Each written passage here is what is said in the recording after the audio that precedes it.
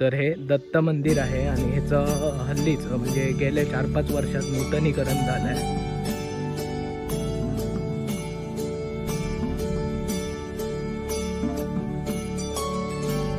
म्हणजे ते यक्षिणी मंदिर आणि भारतात यक्षिणी मंदिर खूप कमी आहेत, त्याच्यातीलच हे एक मंदिर.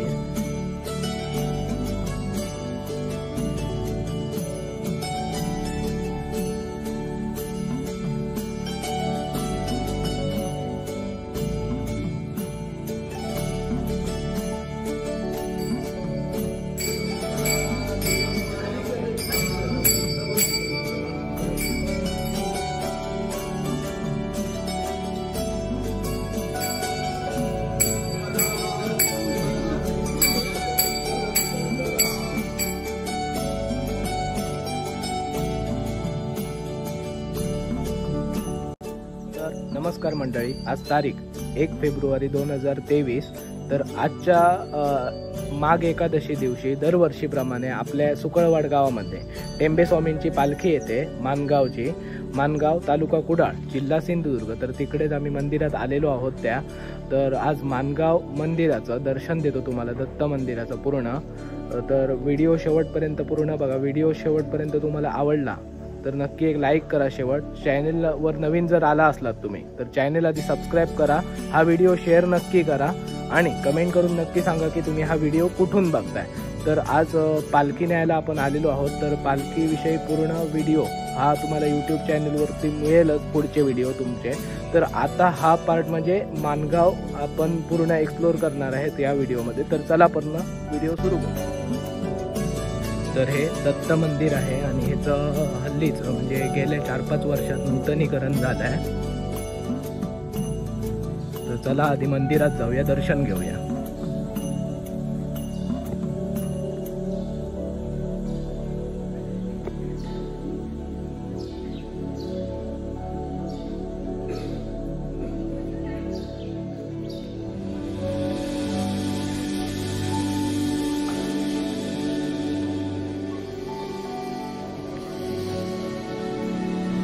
हे मंदिर टेंबे स्वामी महाराजांनी स्वतः बांधलेलं मंदिर आहे त्या काळी.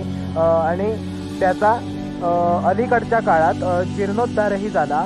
त्याचा उल्लेख भिंतींवरती आहे शिल्पलेखात, तो मी दाखवेन तुम्हाला. तर चला आधी मंदिरात दर्शन घेऊया.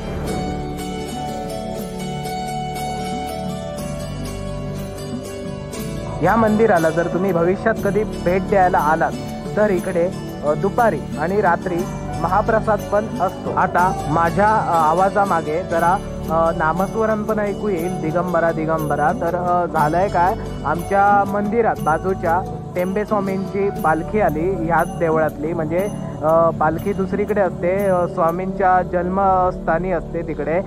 ते पण मंदिर मी तुम्हाला ह्याच व्हिडिओत दाखवणार. आणि मी एक लाईव्ह पण केलेलं आहे की जी आपली सुकळवाडमध्ये टेंबे स्वामींची पालखी पोचली ना त्यावेळी त्याची मिरवणूक आपण काढलेली, तर त्याचं पण लाईव्ह केलं आहे. तर त्या लाईव्हचं मी हे डिस्क्रिप्शनमध्ये लिंक देतो किंवा आय बटनमध्ये पण ते लाईव्ह प्रोव्हाइड करतो. तर तो व्हिडिओ अजून बघितला नसाल तुम्ही तर तो पण व्हिडिओ नक्की बघा.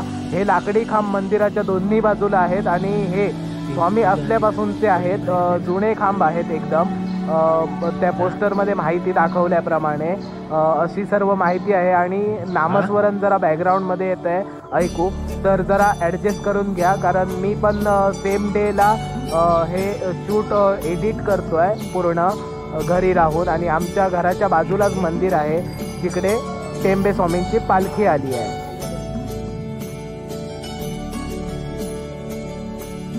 तर आता आपण दत्त मंदिरचं दर्शन घेतलो, आता आपण जाऊया यक्षिणी मंदिरमध्ये.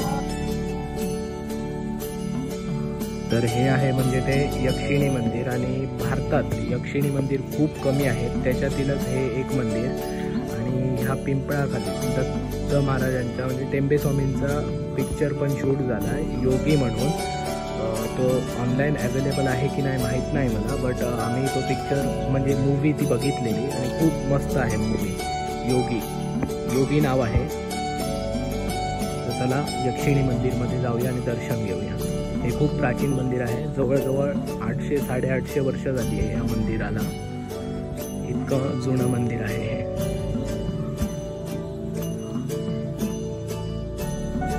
आणि ही यक्षिणी देवी म्हणजे माझ्या माहितीप्रमाणे हा माणगाव गावाची ग्रामदैवत आहे. आणि आपले स्वामी महाराज टेंबे स्वामी महाराज यांची कुलदैवत आहे हे यक्षिणी मंदिर. आणि माझ्या माहितीप्रमाणे टेंबे स्वामी महाराजांनी जे गुरुचरित्र लिहिलं मराठीमध्ये ते ह्याच मंदिरात बसून लिहिलेलं.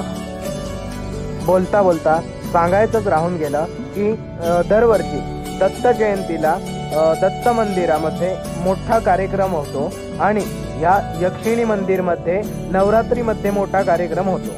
ह्या मंदिरात यक्षिणी देवीची मूर्ती पाषाणी आहे आणि मंदिराचे दरवाजे खांब वगैरे सगळं लाकडी काम आहे आणि लाकडावर पूर्ण नक्षी काम आहे.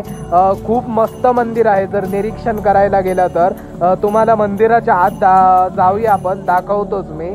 तर चला आता मंदिरात जाऊया आतमध्ये.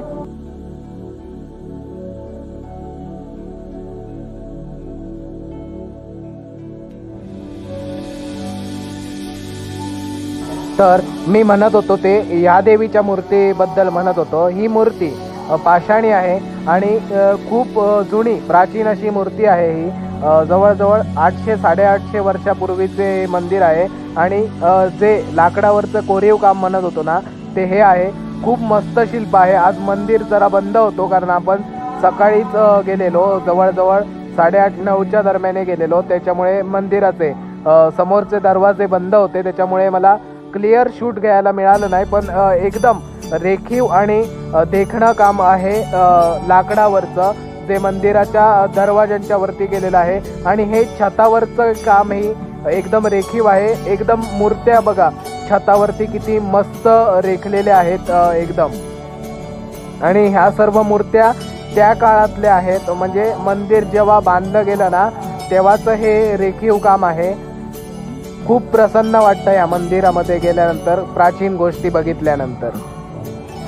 कदाचित कोणी म्हणजे ह्या मंदिरात आलं आणि वरती डोकं करून पाहिलं असेल, मला माहीत नाही, पण हे निरीक्षण करून खूप बरं वाटतं.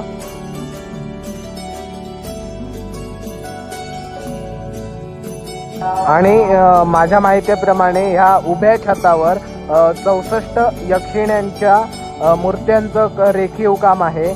तेही मी तुम्हाला दाखवतो जितकं शक्य होतंय तितकं, कारण ह्या लाईटमध्ये सर्वच मूर्त्यांचं दर्शन होत नाही आहे. पण हे पूर्ण रेखीव काम आहे लाकडांवरती आणि हे त्यावेळी काम केलेलं आहे शिल्प. जे शिल्प आपण बघत आहात आता ते त्यावेळी म्हणजे मंदिर जेव्हा बांधलंय ना त्यावेळीचं सर्व शिल्प आहे. खूप प्रसन्न वाटलं या मंदिरात. हे यक्षिणी मंदिर आहे। आता टेंबे स्वामी महाराजांच्या जन्मस्थळी जाऊया आपण। ह्याच मंदिराच्या बाजूला आहे, हे पण एक मंदिरच आहे।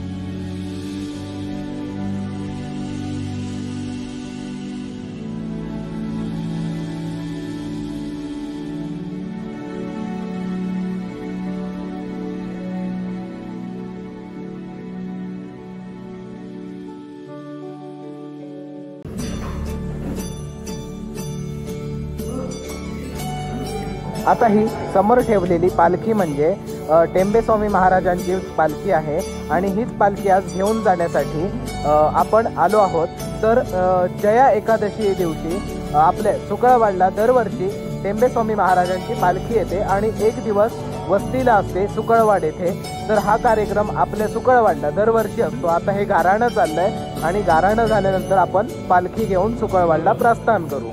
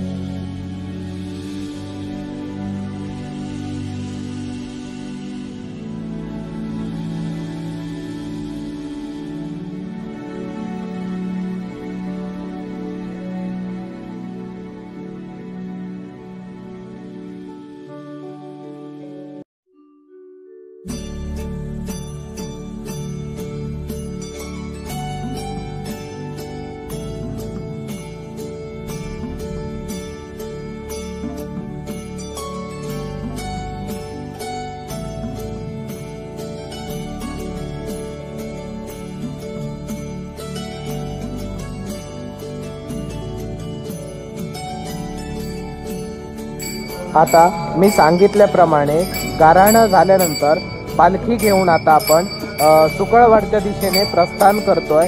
पालखी आता मंदिराच्या बाहेर पडलेली आहे आणि इथून सर्वप्रथम यक्षिणी मंदिराच्या भोवती प्रदक्षिणा करून त्यानंतर दत्त मंदिराच्या भोवती प्रदक्षिणा करून नंतर महादेवाच्या मंदिराच्या समोर आणि त्याच्यानंतर आपली पालखी नंतर टेम्पोत ठेवली जाईल आणि तिकडून सुकळवाडच्या दिशेने प्रस्थान होईल पालखीचं।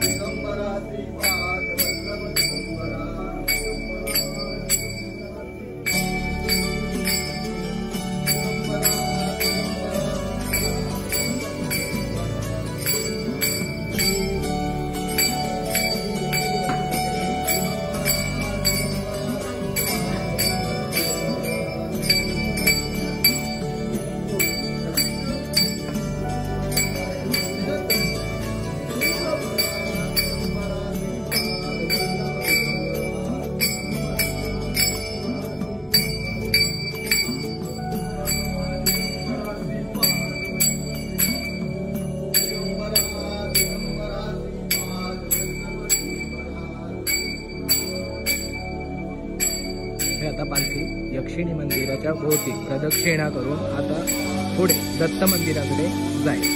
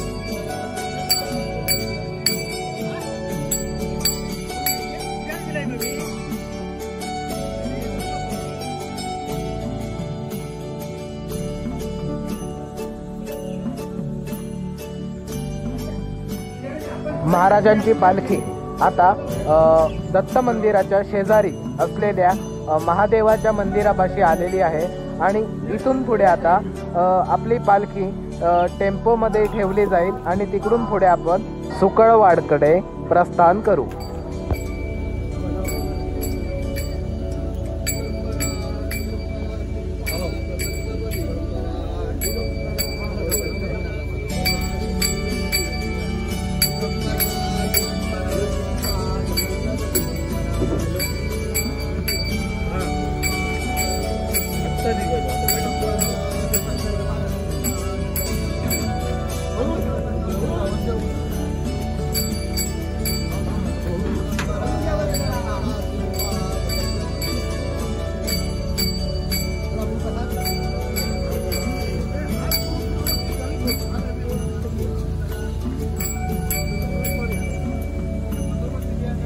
चला आता डायरेक्ट भेटू म्हणजे सुकळवाडला लाईव्ह मध्ये।